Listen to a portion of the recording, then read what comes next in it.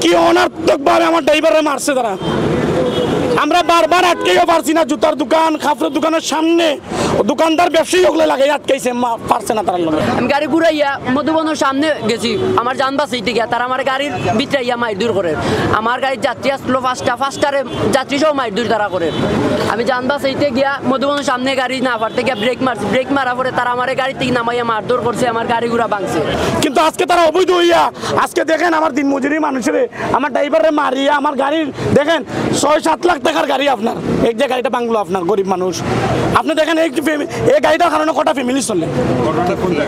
ঘটনা করছে আপনার সিটি পয়েন্টের থেকে তারে দৌড়াইয়া লইয়া গেছে গাড়িটারে।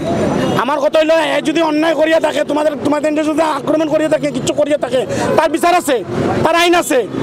আইন মানো, এই দেশে তো প্রশাসন আছে, প্রশাসনের অভাব নাই, প্রশাসন মানয় না। প্রশাসনের সামনে এই ভাই ভিডিও ফুটেজের মাঝে আছে, আপনারা ভিডিও ফুটেজগুলো মনে অবশ্যই পাইছেন, দেখেন ভিডিও ফুটেজের মাঝে সিটির সামনে থেকে প্যাসেঞ্জার লইয়া আমরা একলগে 3টা গাড়ি বাইর হইছি। আর আমি আসলাম সর্বপ্রথম সকলের আগে আসলাম। বারোইতেও তারা ইয়া কোর্ট থেকে বারোইয়া আমার গাড়ি পাইছে, তারা ইয়া আমার গাড়ির উপরে আক্রমণ করছে।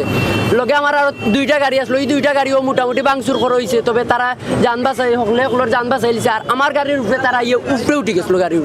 আর আমি গাড়ি টান মারি মধুবনের সামনে গেছি, তারা আমার মাইরদুর করে মধুবনের সামনে গিয়া গাড়ি আমার উল্টাইয়া আমার মাইরদুর করে হয়েছে, আমার গাড়ি ঘুরা ভাঙ গইছে, আমার মাইরদুর করে হয়েছে। আমি যান বাঁচাইতে গিয়ে আবার একটা জুতার দোকানের ভিতরে ঢুকছি, জুতার দোকানের ভিতরে ঢুকা বাদে জুতার দোকান ভাঙে গিয়ে তারা আমার মাইরদুর করে হয়েছে। আইনকে শ্রদ্ধা করি বিদায় আমরা আইনের উঠতে গেছি না।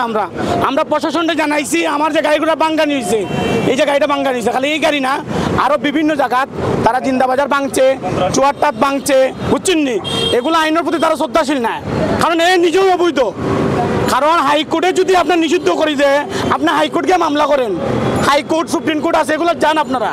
এখন আমরা তো খালি সিলেট না, বৃহত্তর সারা বাংলাদেশে এই অটো রিক্সার কারণে কিন্তু বিশেষ সমস্যা, কারেন্টের সমস্যা কইন, বিদ্যুতের যে সমস্যাগুলো হয় সম্পূর্ণ তার কারণে। আমরা সাধারণ যে জনগণ আছি, আমার কথা হইলে আমার গাড়ি হইলো আপনার দিনমজুর, হ্যাঁ কিন্তু দিনমজুর ড্রাইভার। আপনার চিন্তা আমার গাড়ি ডেইলি 70 টাকা বেড দেয়, ট্যাক্স দেয় সরকারে। আপনি দেওগা আমার গাড়িও দোকা ডিজিটাল নম্বর প্লেট আছে, তার গাড়ি কোনো নম্বর প্লেট আছে, তার কোনো বড় বৈধতা আছে, আমার গাড়ির বৈধতা আছে। কিন্তু আমার বৈধতা থাকা সত্ত্বেও আমরা কমিশনার স্যারের উপরে, ডিসি স্যারের উপরে আমরা খুব সন্তুষ্ট। কিন্তু আজকে যে বিষয়টা করছে তারা, আমি কমিশনার মহোদয়, ডিসি মহোদয়ের কাছে অটো অনুরোধ জানাইমু আইনানুগভাবে আমরা প্রতি শ্রদ্ধাশীল হওয়ার লাগি।